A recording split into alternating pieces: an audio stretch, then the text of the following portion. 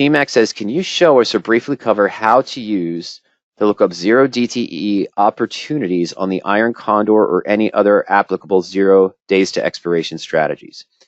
Yes, and what I would do in any strategy, whether it's Iron Condor, whether it's bull put credit, I personally don't do these. I know many investors do. But many people are teaching them, and I'll explain why I don't do them in a moment. If you have something so specific, in this case, I still want some of the main views. I want to avoid positions with earnings between now and expiration for the Iron Condor and for the spreads. I probably want to be between 45 and 55 days. I'm sorry, percent out of the money range of 45 to 55, T-Mac.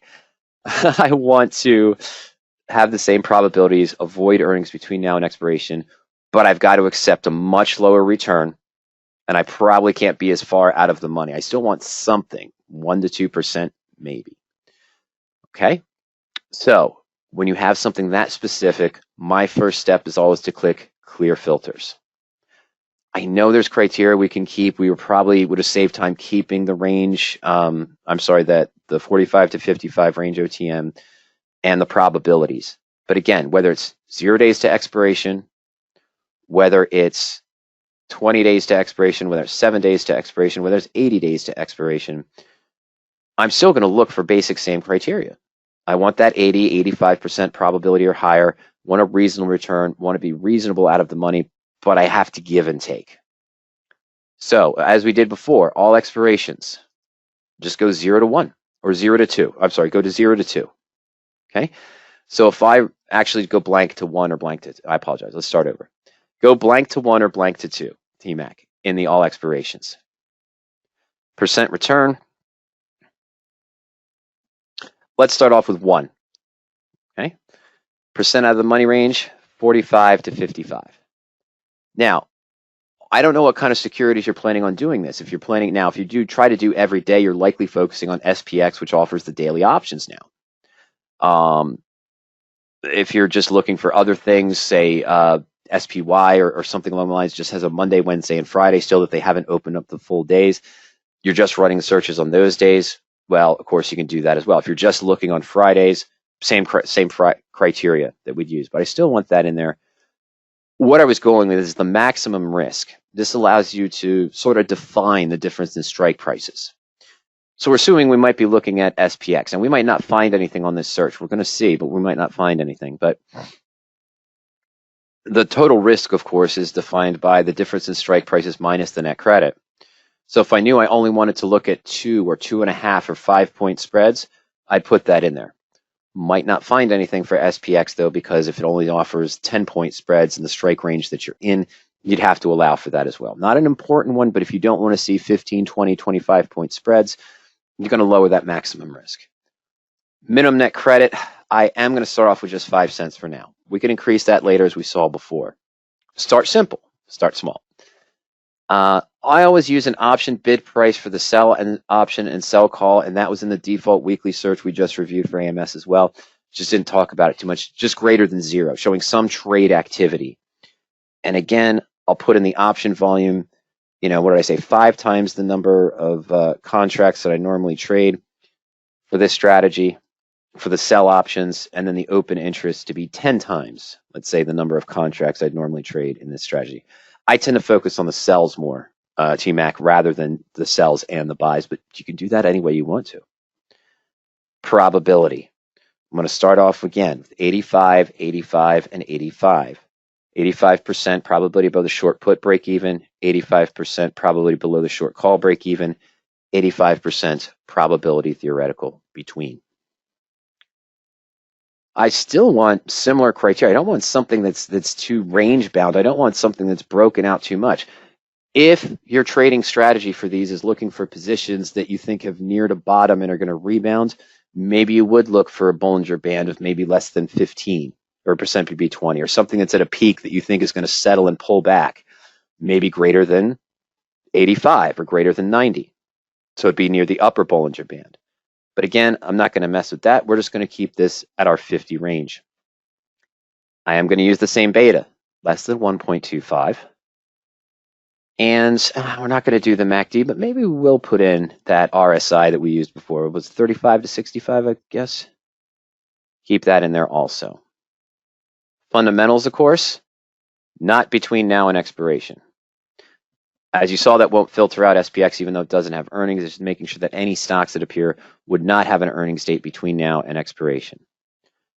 And again, because I don't want to get something that moves too volatile with the market, we're going to go ahead and exclude the stock lists of leveraged ETFs. I don't want the 2X, 3X, bull or bear mixed in there. See if we get anything. Okay. Let me just save this first. And we're going to call it test 0 DTE. See, if I put that up to 3 days, TMAC, or 4 days, we'd get Monday's expirations for SPX in there. Okay, but I'm only using 2 days, and that's technically 3 days away. So test 0 days to expiration.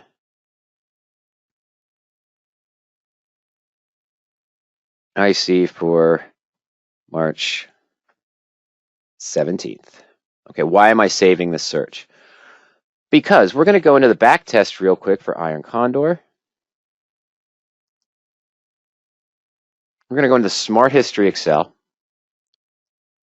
We're going to search yesterday. On the 16th, we're going to do that test 0 days to expiration. I know I typed O, days to expiration, but we get the point. 0 days to expiration. Let's see what we get.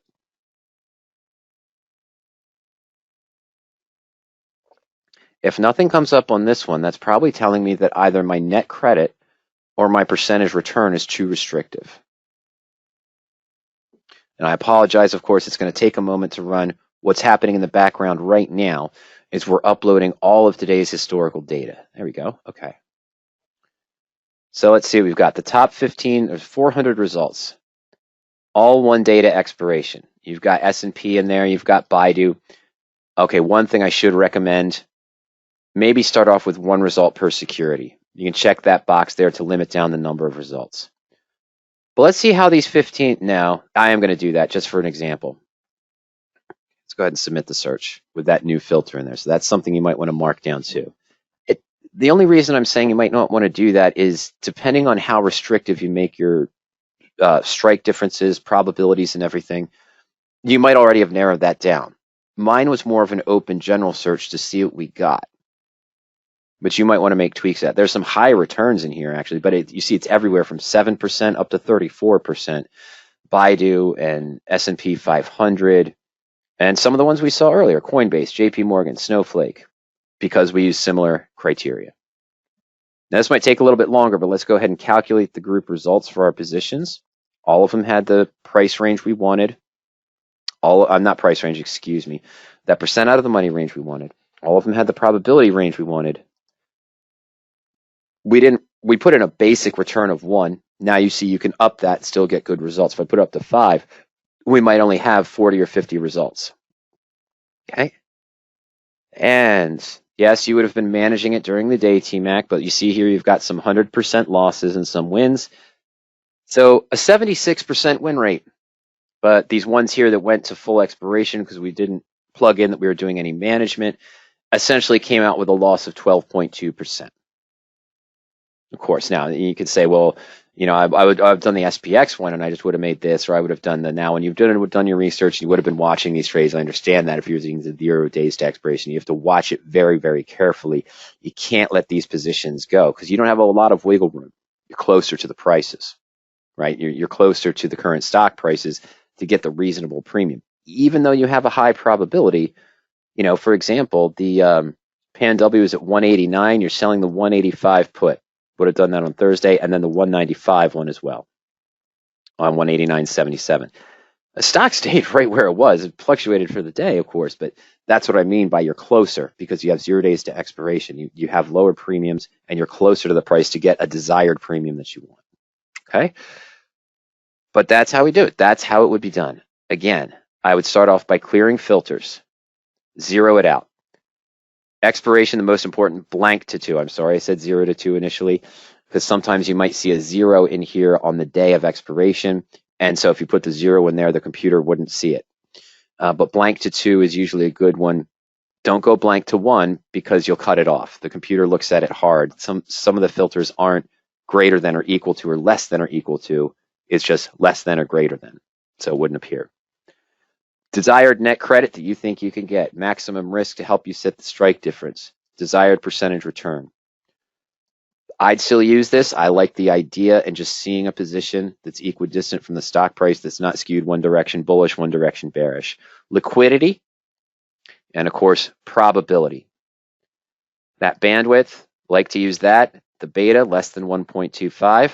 RSI we did for the other discussion, 35 to 65. And although it's attractive to use because they have higher volatility, because they move more, we avoid leveraged ETFs because I don't want any sudden snap of seeing a 6, 7, or 8% move, which would probably put my position at a loss. You would do the same approach in the credit spreads, debit spreads. The most important thing is all expirations blank to 2, and then reasonable expectations for net credit, cost basis, or return, knowing you're doing a 0 days to expiration. Oh, AMS, yes, I prefer to. I didn't on this one. It was on the initial one. I would always check the box for same margin on both sides of spreads. It's cleaner to me. I don't want to have a 5-point spread on my bull put and a 10-point spread on my bear call. I'd rather them be 5 and 5, 10 and 10, or 2 and 2. So thank you, AMS. Yes, that is a good point. I always like to use the same margin on both spreads. I just overlooked that during the initial discussion. So keep that in mind too. And of course, if you are doing across the universe, TMAC, stocks, in addition to SPX and other things when you come to a Friday expiration, make sure you check that box for the earnings date, not between now and expiration. Same approach would be used in any of those strategies. Now, all that being said, one of the reasons why I don't do this too often is we did something, let me see if I can find it, 0 DTE, I think I called it. Maybe I typed 0 this time instead of O. Yep, here it is. The 0 days to expiration. We did a review on that, setting up the screen, and is it viable for doing those on Iron Condors? Open the trade the morning of expiration, close the position.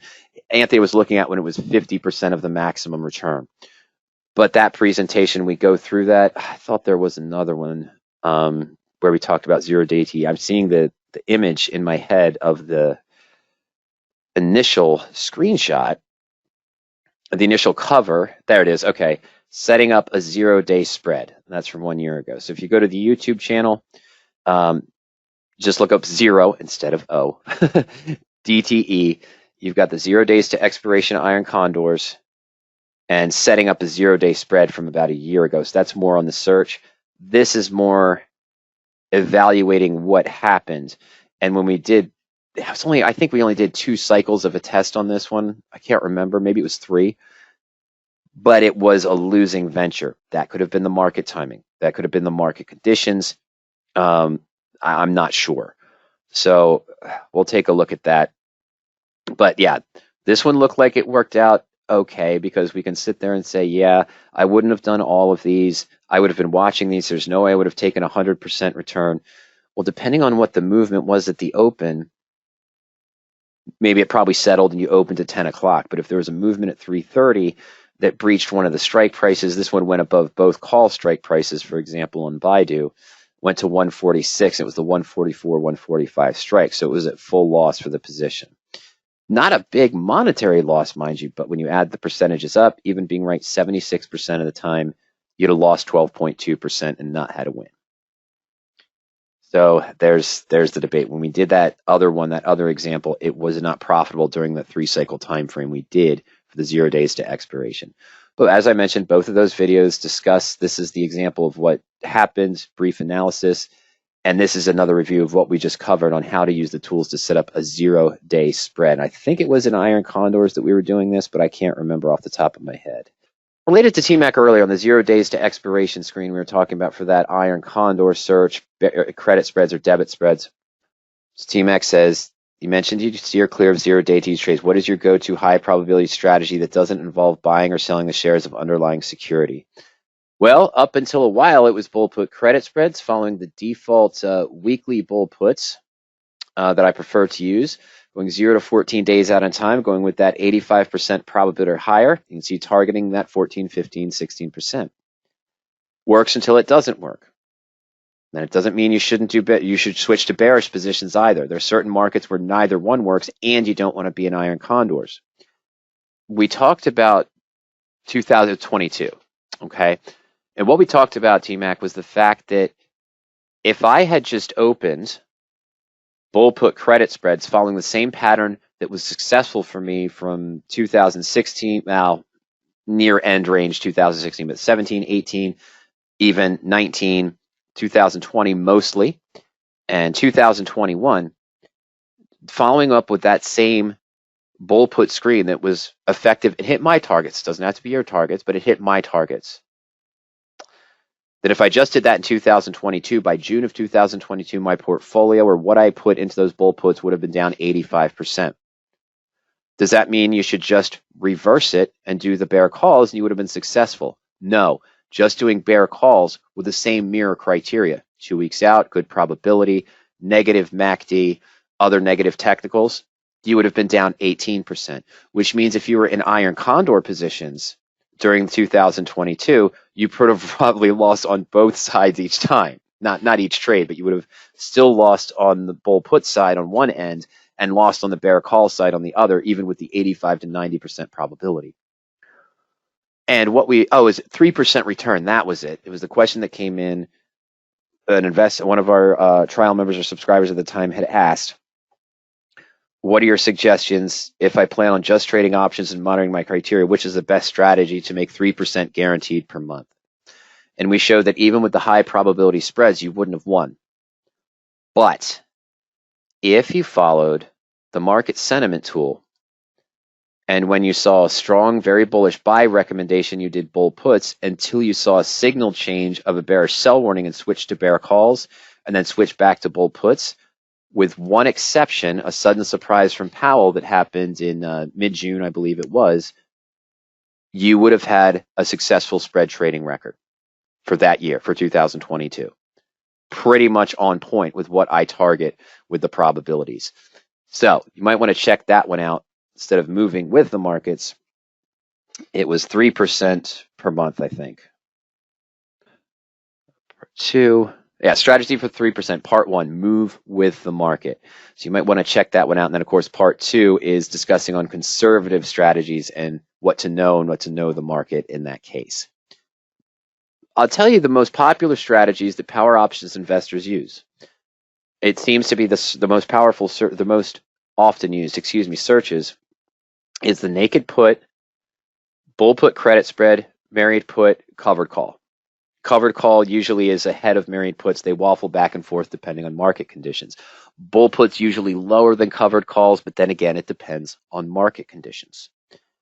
Naked puts are very similar, meaning the criteria that you look for in a bull put. I want to go 5 or 6%, 7% out of the money, whether I'm doing weekly or whether I'm going 2 weeks out in time or 3 weeks out in time, and looking for that 80, 85% probability or higher.